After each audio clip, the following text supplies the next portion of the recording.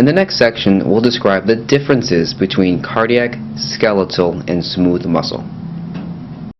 In this next section, we'll review the differences between the different types of muscle.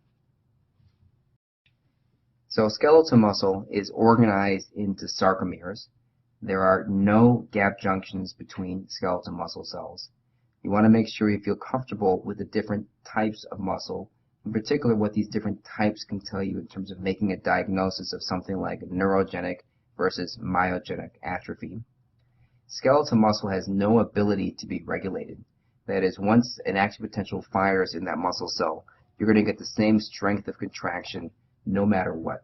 The only thing that can really regulate the strength of contraction is the length of that fiber before it contracts. That's the preload relationship we described earlier. Otherwise, their contractions are all or none. This is in contrast to smooth and cardiac muscle, which are highly regulatable with various pharmacologic agents. Creatine kinase is a major form of obtaining rapid energy through the production of creatine phosphate. This occurs to a smaller extent in cardiac muscle and does not occur in smooth muscle.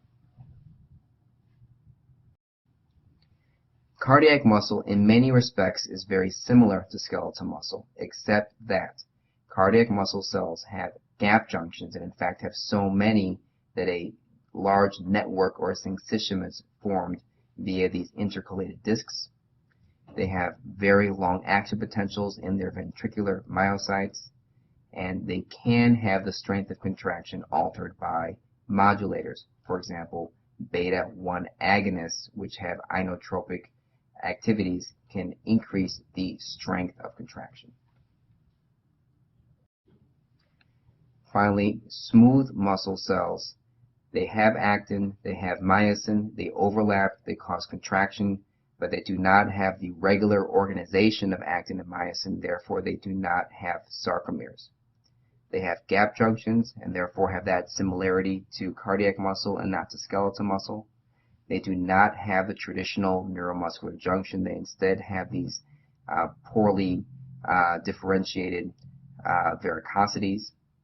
They do not have an extensive sarcoplasmic reticulum. They get much of their calcium from the caveola, which are invaginations of membrane, which have a locally high concentration of calcium. And their contractions are not all or none.